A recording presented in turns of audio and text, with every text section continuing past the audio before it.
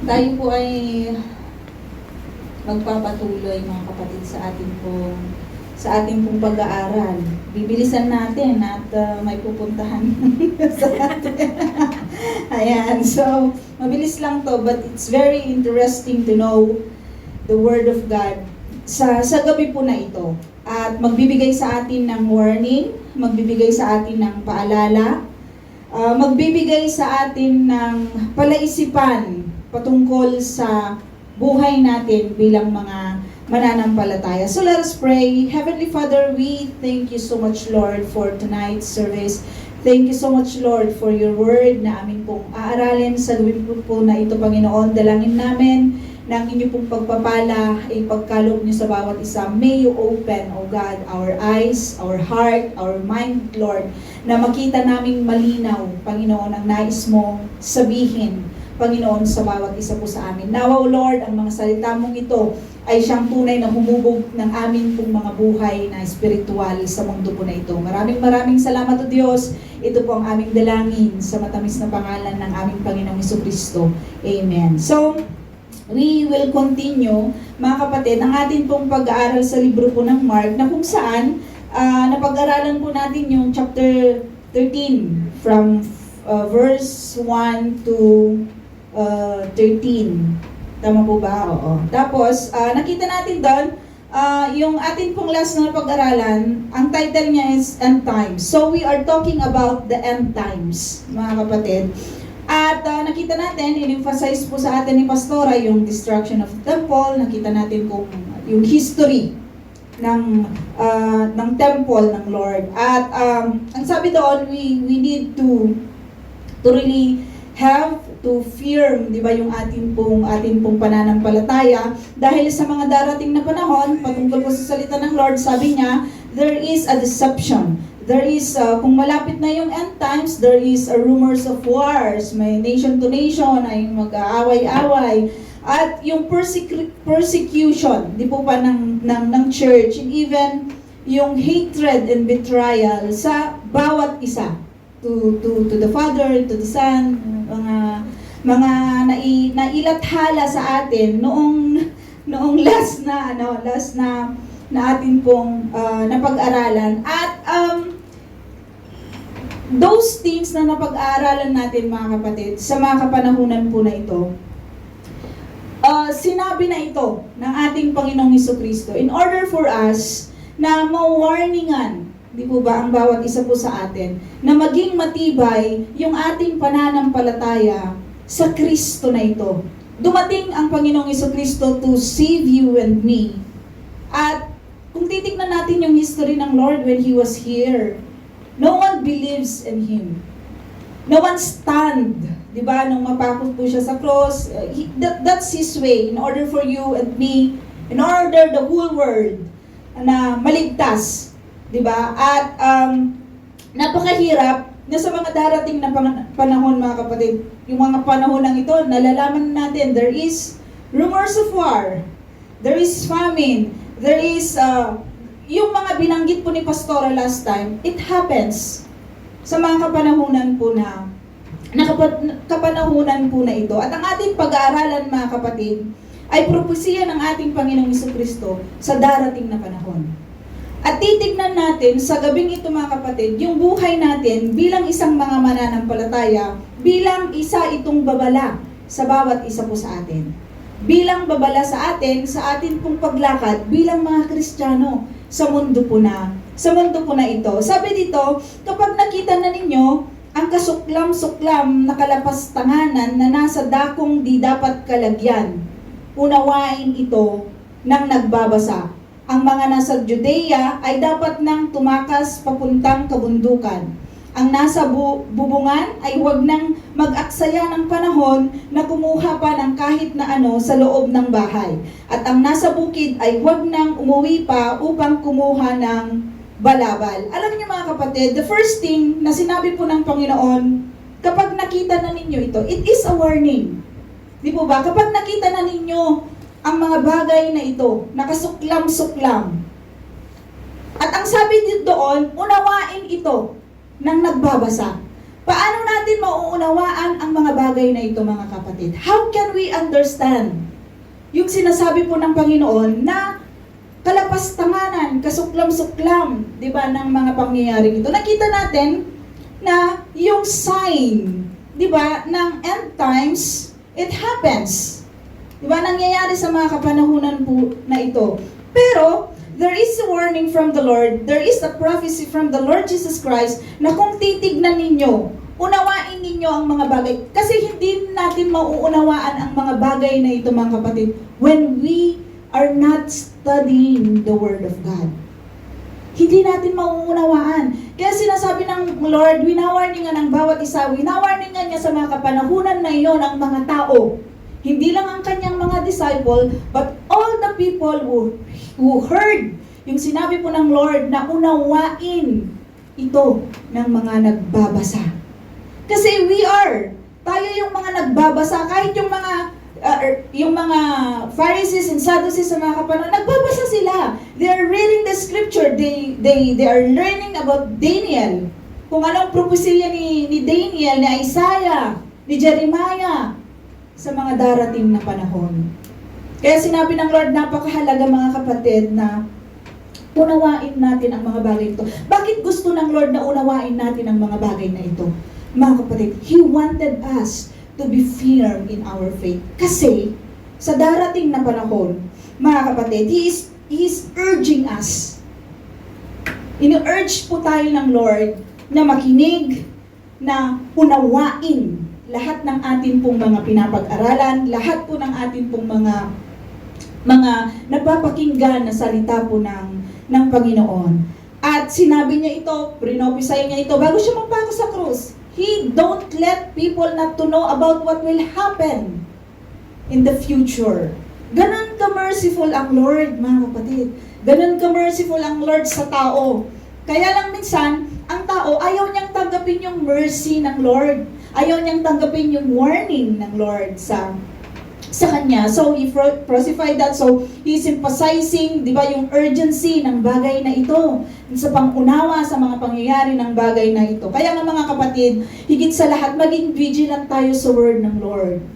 Napakahalaga that the Lord is calling us to be vigilant sa salita po ng Lord. Kasi kung hindi natin maunawaan ang mga nangyayari sa mundong ito, magkakaroon tayo ng fear Magkakaroon tayo ng takot, kahit saan ka humarap, aaligaga ka sa buhay, sige, sikap dito, sikap doon. Hindi ko sinasabing hindi tayo magsisikap, di ba, Inay?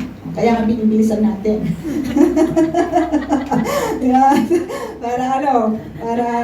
Yan. So, kailangan natin yon, kailangan natin. But higit sa lahat, mga kapatid, God is urging us to really understand the Word of God sa atin pong buhay, dahil sa mga kapanahunan na iyon darating, 'di ba? Nasabi niya yung mga nasa bubungan, kakaroon na ng tribulation. Hindi mo na po pwedeng sabihin pag dumating yung tribulation, kapatid, hindi mo na pwedeng sabihin na, ay teka lang, bababa ako sa loob ng aking bahay at kukunin ko pa yung aking inipong dollars. Or sabihin natin, wait lang, I need to contact the bank and withdraw the money that I have. Diba? Oy, wait lang, may ano ako may kinausap ako na kontrata. Diba? We have business deal. I need to finish this first, Codem Call. Parang si Codem Call lang natin. Diba? Pero alam niyo mga kapatid, when that happened, sabi ng Lord, parang emergency yung instruction ng Lord Di ba? Urgent. Hindi ka na po pwedeng sabihin na, kasi sabi dito, ang nasa bubungan ay huwag nang mag-aksaya ng panahon na kumuha pa ng kahit na ano sa loob ng bahay. At ang mga nasa bukid ay huwag nang umuwi pa upang kumuha ng kanilang balabal. So, you don't need to drag anything, any possession na meron ka sa mga kapanahunan po na yun. Or, kukuha ka, di ba, nang magko-comfort sa'yo na balabal mo. Di ba? Kasi sinabi din ng Lord, ipanalangin yun na huwag mangyari yun sa taglamig. Kasi it's very, very hard. Nasabi ng Lord, wala pang nangyari yun. Di pa nangyari yun sa, kahit na yung sinasabi natin na mga pangyayaring nagaganap sa Israel, yung pag-invade, di ba, ng mga taga-Gaza. Wala pa yun. Sa darating na panahon na napakahirap sa araw na iyon. Mga kapatid, it's very, very hard na pangyayari sa darating na panahon. At ang sabi dito, sa araw na iyon, kawawa ang mga nagdadalang tao at mga nagpapasuso. Ipanalangin ninyong huwag mangyari ang mga ito sa panahon ng taglamig, sapagkat sa mga araw na iyon, ang mga tao ay magdaranas ng matinding kapighatian na hindi pa nararanasan mula ng likhain ng Diyos ang sanlibutan at hindi na muling mararanasan pa kahit kailan. Yung darating kasi na tribulation, mga kapatid, ay hindi ka na makakabili ng kahit na anong pwede mong bilhin, 'di ba? Mahirap. Wala pang nakakarating. Kung titignan natin yung pangyayari, yung ginawa ng Gaza dito sa Israel, it's very hurtful. 'Di ba? Kung nakikita natin yung mga walang makain, it's very hurtful sa atin pong mga puso. Pero mas masahol pa 'yan, mga kapatid, sa mga darating na panahon. So what will gonna do? Hindi pa nangyayari sa mga kapanahonan na ito? Yes. But what you will gonna do sa ating pong mga spiritual na war? It is a warning eh. Sa mga kapanahonan po ng ating Panginoon, He is giving warning to people na ito yung mangyayari. So what you will gonna do? Hindi mangyayari sa mga, probably this 2025, yung tribulation na sinasabi natin, probably it's far. Probably we will gonna die all. And then the tribulation will happen sa ating pong buhay. But the question is, what you will gonna do in your life now? Ano yung gagawin natin sa ating pong spiritual na buhay? Because God is giving warning then and giving warning now. Na ito yung mangyayari sa darating na panahon. So He's emphasizing, di ba, na maging vigilant tayo sa salita po ng Lord. Unawain natin yung salita ng Lord. Kasi kung titignan natin sa darating na panahon, kawawa lang talaga yung mga buntis. Kasi hahabulin sila. Persecution of the church. Ipo-persecute yung mga mananampalataya. You don't have any time to go back into your house and to get your possession or pumunta ka sa bahay mo para kumuha ng balabal na magko-comfort sa'yo sa panahon ng taglamig. Kaya nga sabi ng Lord, ipanalangin nyo na hindi ito mangyari sa taglamig. Kasi, di ba, how can you run when you are pregnant? How can you run when you have, maliit na bata na pinapadede? How can you hide? Diba, kung may baby na umiiyak na pinapasuso mo, diba, you will gonna be persecuted sa darating na panahon na iyon. It is a desperate call to each and every one na i-priority natin, mga kapatid, yung ating pong spiritual na buhay.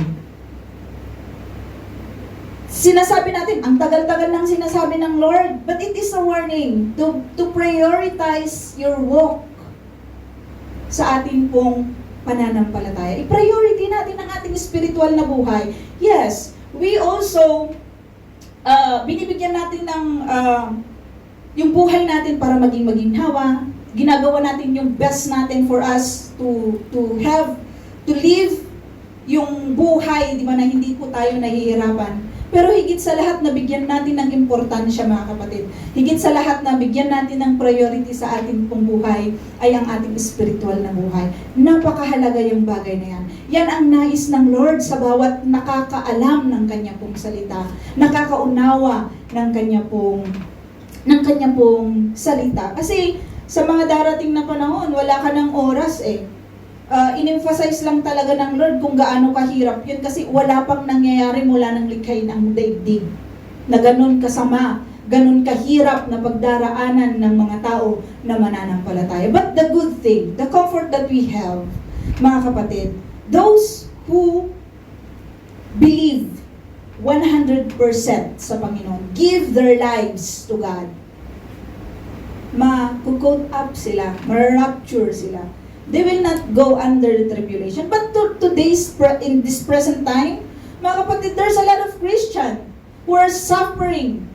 Di ba? Marami sa mga kapanahonan natin, we are suffering because we are a Christian. We are persecuted because we are a Christian. Napagdadaanan po natin yung mga bagay na ito. Napagdadaanan natin yung hirap, hindi man siguro yung sinasabi ng Lord na matinding kahirapan, na wala kasing may exclude eh. Even those who are vulnerable, even those who are weak, kasi yung nursing mom, tsaka yung pregnant woman, yung old people, those are weak people that they cannot defend yung kanila pong mga sarili sa mga tao, di ba, na magpe-persecute sa kanila, sa mga tao na manghuhuli sa kanila sa mga kapanahunan po na yun, just to deny, di ba, ang ating Panginoon. Napakahirap yung darating na panahon na ganun, mga kapatid. So the Lord is giving a desperate call to people. He is desperate to call. Di ba? Kasi ganun na lamang ang pag-ibig ng Lord sa kanila. Pero hindi nila yon nakita. Hindi nila nakita yung desperate na message ng Lord sa mga tao po na ito.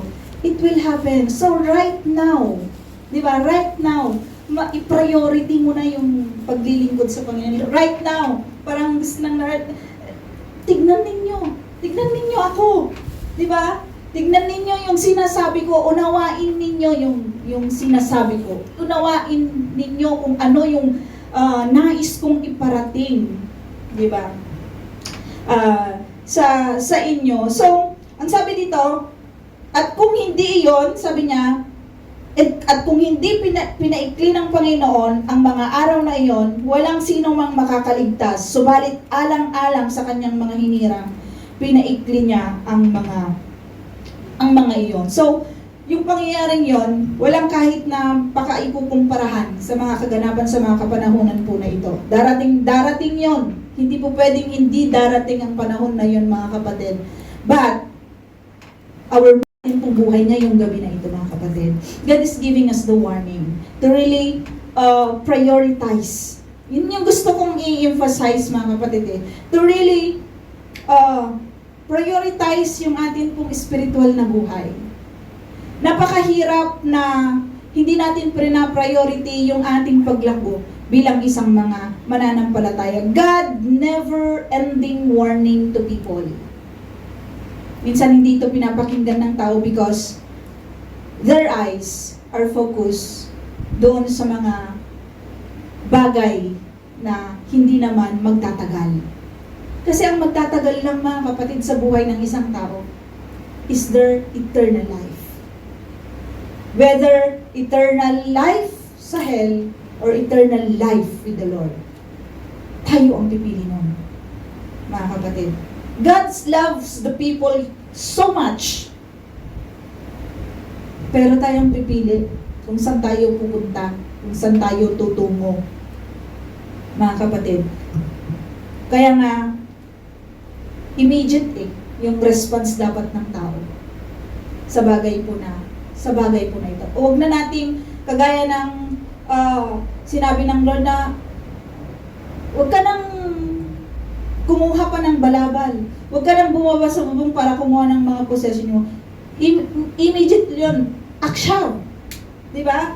Ngayon na yung panahon na iyon. And then the Lord is telling to people, kung may magsabi sa inyo, narito ang Kristo, o kaya'y naroon siya, huwag kayong maniwala sapagkat may mga magpapanggap na Kristo at may mga magpapanggap na propeta, magpapakita sila ng mga himala at mga kababalaghan upang iligaw kung maaari maging ang mga hinirang ng Diyos. Kaya't mag-ingat kayo. Sinasabi ko na sa inyo ang lahat ng bagay bago pa man ito mangyari.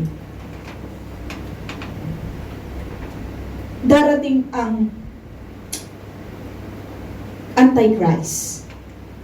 And the Lord is so merciful. Ang ating Panginoong Jesucristo, bago siya maipako sa krus, ang sabi niya, mag-ingat kayo. Sinasabi ko na sa inyo ang lahat ng bagay bago pa man itong mangyari.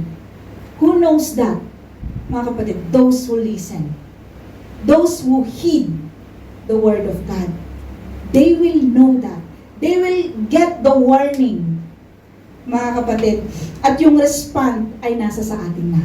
When the Lord gives us the warning, so He is telling to people, beware. Kasi may darating na deception eh. Kahit sa mga panahon na ito, mga kapatid, there's a lot of deception in disguise. Hindi natin nalalaman yon, pero in disguise, there's a lot of deception sa ating buhay. Probably in disguise, nagdi-disguise ang deception sa ating mga trabaho. Nagdi-disguise ang deception sa ating mga amo. Nagdi-disguise ang deception sa ating pong mga araw-araw na nakikita sa ating pong buhay. There's a lot of faces. There's a lot yung face ng deception na hindi natin nalalaman. Pero alam niyo kung paano malalaman ang mga bagay na ito? How can we discern deception? Mga kapatid, how can we? Anybody knows? Yung bagay po na yan, by the Word of God. Ang salita lang ng Lord, mga kapatid, ang sagot kung paano natin malalaman yung deception. We are praying for discernment, pero hindi tayo nagbababad sa salita ng Lord. How can we discern? Diba? Yung deception, how can we discern deception when we are not staying in the Word of God? Hindi po tayo nagbababad, hindi tayo nananalangin, diba? Sa araw-araw ng ating pong buhay. At sa darating na tribulation, mga kapatid, ganun yung mangyayari.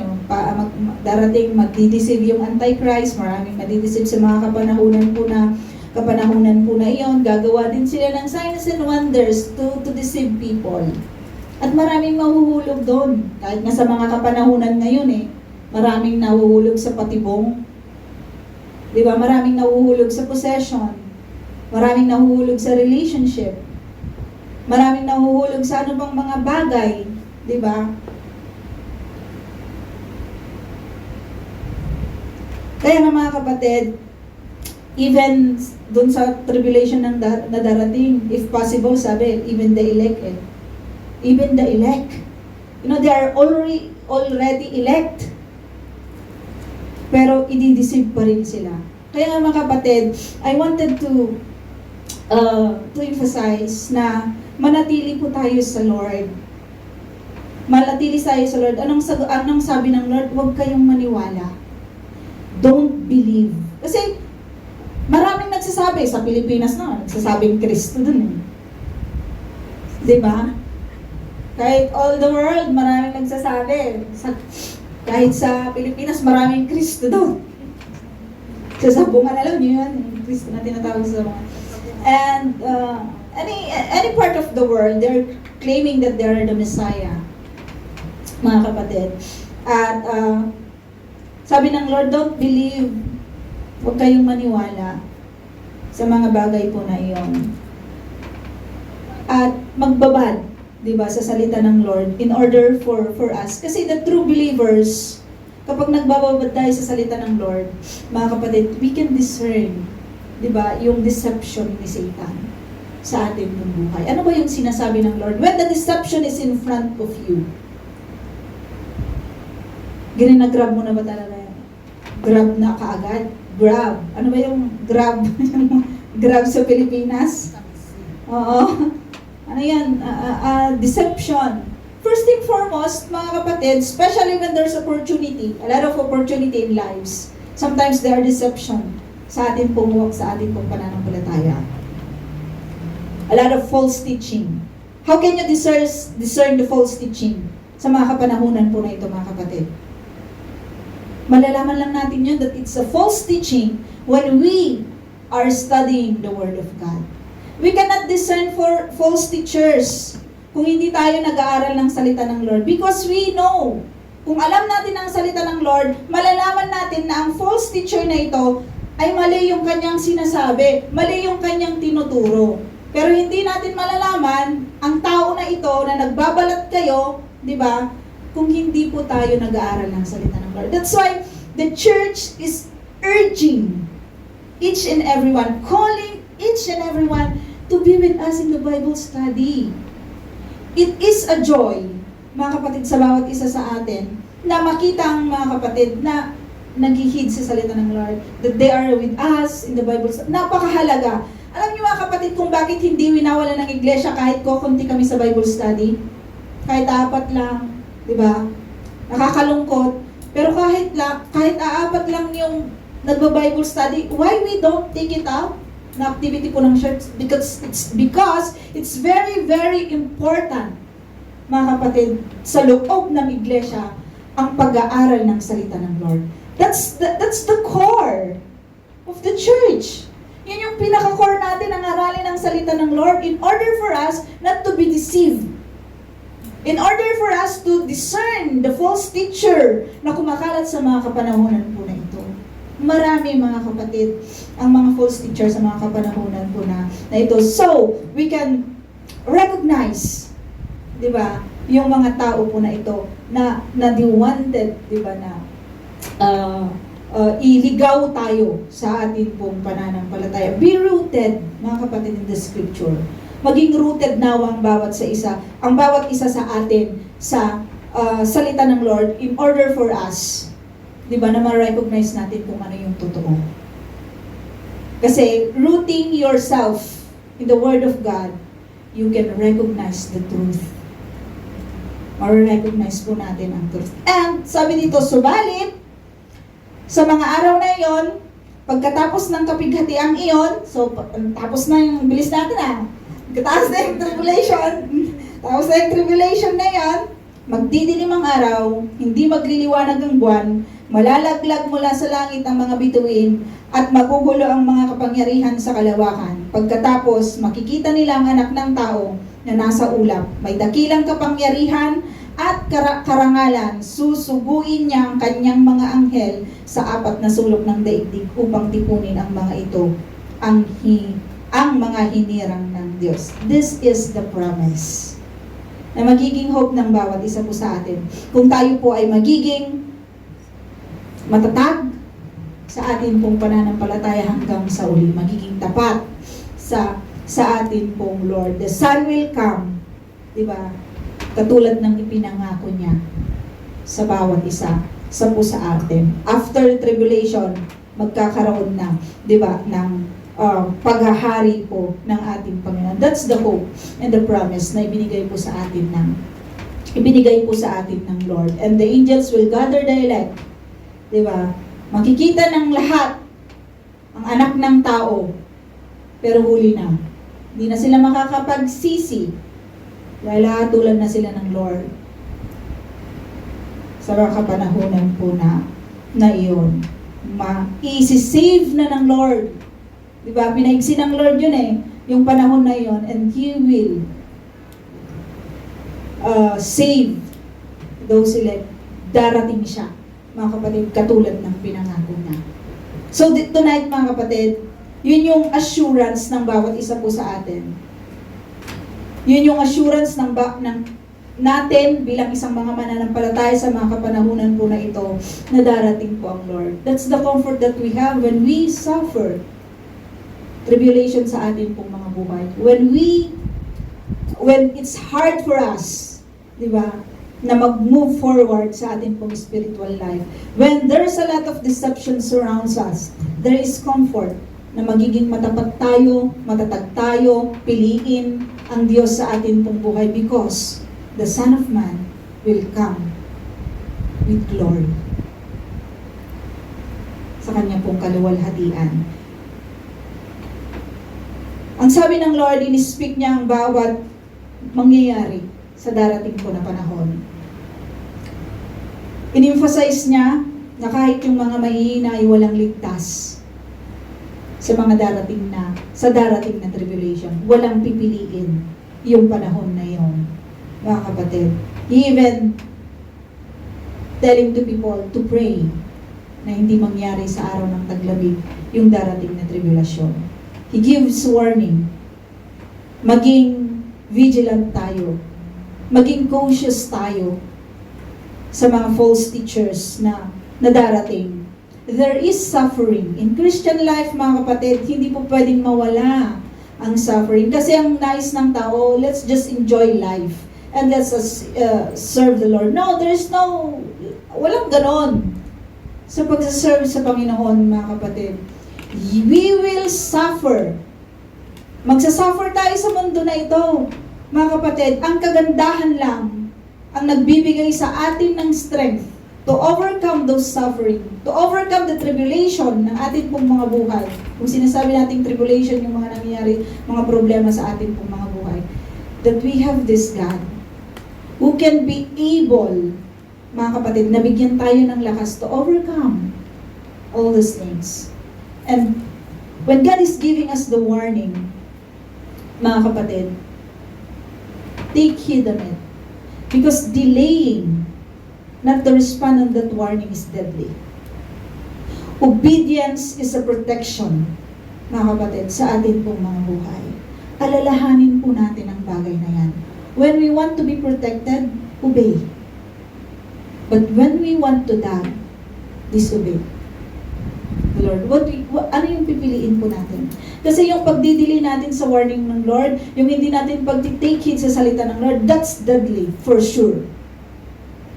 Mga kapatid. Kaya nga, lagi nating ipinapaunawa sa bawat isa po sa atin. Hindi tayo namimilit ng kahit na sino. We are just telling what will happen to people who will not take heed the warning of God. What will happen to people who will na ayaw makinig sa salita po ng Lord. Na patuloy, di ba, na ginagawa yung nais na. Tayo na mga mananampalataya, we love our families, we love our friends. We wanted them to know about the Lord. We wanted them to be saved. We wanted them to know about the Lord. Because we do not want them na mawala na lang yung buhay. Kasi sayang. Napakasayang ang buhay ng isang tao na hindi i-take heed yung warning ng Lord. Mga kapatid, napakasayang lang. Napakalungkot na isipin na hindi mo makakapiling yung asawa mo sa kaharian ng langit. Napakalungkot isipin na hindi mo makakapiling yung kapatid mo, yung anak mo, yung apo mo, di ba? Yung mga kamag-anak mo, yung best friend mo, doon sa kaharian ng langit. So, one thing, mga kapatid, na ipapaalala din natin sa ating sarili, when we take heed the Word of God, share it. I-share natin ito sa ating mga kaibigan, sa ating mga kapag-anak, sa ating mga anak, sa ating mga magulang. It's very important call, mga kapatid. Minsan, winawalang bahala ito ng tao, but this is very, very important call to people. Mga kapatid, bakit natin pinag-aralan yung mga bagay nito? Even in the days of Christ, sinabi na niya ito. Because He wanted people to get warned. Ayaw niya na mangyari sa mga tao yung bagay na mangyayari na kahit yung mga mahihina ay walang ligtas sa panahon na darating. Kaya sinasabi niya, listen to the warning of God, mga kapatid, and be with the Lord. Manatili tayo sa presensya ng Lord. Alagaan natin yung ating pong mga spiritual na buhay. Huwag nating hayaan na ma-deceive tayo sa mga kapanahonan po ito. Probably we will not be in the tribulation. Probably. We will not know what will happen tomorrow, but we will know the future because we know the Word of God. So, ano yung gagawin natin sa mga kapanahonan na ito, mga kapatid? Ano yung gagawin mo, kapatid, sa mga kapanahonan po na ito? Ano yung gagawin natin sa ating pong mga spiritual na buhay? Manatili tayo na mag-aral ng salita ng Lord. Manatili ng ating pong pananampalataya ay tumibay na tumibay na tumibay sa pagdaan ng panahon. Hindi humina ng humina ng humina. May panahon na hihina yung ating pananampalataya, mga kapatid. May panahon na hindi na natin, parang ayaw na nating sumunod sa Panginoon. Pero katulad nga ng kanta, sabi ng kanta, why have you chosen me? Yun ang tanong ninyo sa ating mga sarili. Bakit tayo pinili ng Lord? Bakit ka pinili ng Lord? Tanungin mo yan sa iyong sarili, kapatid. Bakit ka pinili ng Lord? Pinili ka ng Lord kasi mahal ka niya. So ano yung magiging response mo, kapatid? Hindi mo ba mamahalin ang Diyos na ito na punong-puno ng awa, punong-puno ng warning, di ba? Punong-puno ng pag-ibig at patuloy na kinakausap tayo araw-araw ng ating pong buhay. Kaya mga kapatid, it is an encouragement.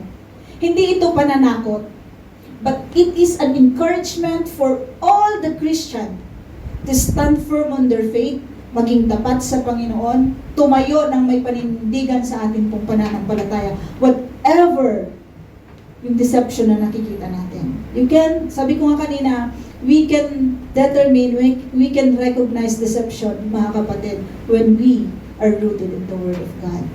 Kaya nga mga kapatid, once again, I encourage you na sumama po kayo sa Bible study. The Zoom is free. We have all Wi-Fi sa ating pong mga trabaho, and it's free. The Word of God is free, mga kapatid. Kaya nga, ini-encourage ko lang talaga ang bawat isa sa atin na sumama po kayo, mga kapatid. Hindi kami magsasawa na sabihin sa inyo na emerge kayo in studying the Word of God, because it's very, very helpful in this present time for us to discern deception. Maraming deception, mga kapatid. Pero maging vigilant tayo sa salita po ng Lord. Let us pray. Heavenly Father, we thank you so much for your word. We know, God, that you truly love us, Panginoon. And we thank you, Father, for giving us the warning, for giving us your word, O God. Maraming salamat at patuloy mo po na kinakausap ang bawat isa na tunay, Panginoon, na magbabad sa inyo pong mga salita, manatili sa inyo pong presensya. Kaya nga ang inyo pong mga salitang ito ay patuloy niyong ipaalala sa amin sa araw-araw ng amin pong buhay. Sa mga panahon nagdaranas kami, Panginoon, ng kahirapan sa mundo po na ito, patuloy niyong pong ipaalala, Panginoon, ang inyo pong pangako na darating po kayo, O Diyos. Maraming salamat, O God, na ikaw ang Diyos, that you keep your promise, O God. Alam po namin na kung magtitiwala kami at magiging tapat hanggang wakas, Panginoon, ay makakamtan po namin, Panginoon, ang pagpapala, ang salvation, Panginoon, ng bawat isa po sa amin. Hindi niyo po hahayaan, Panginoon, na kami po ay mawawala, Panginoon, sa landas, Panginoon, na nais niyo pong tahakin namin, O God, kung patuloy po kami na mananatili at susunod po sa inyo. Tulungan niyo ang puso ng bawat isa, Panginoon, na mag-obey, na maging mapagpakumbaba, na susunod lamang sa inyo pong nais. Ito po ang aming dalangin sa matamis na pangalan na Jesus. Amen.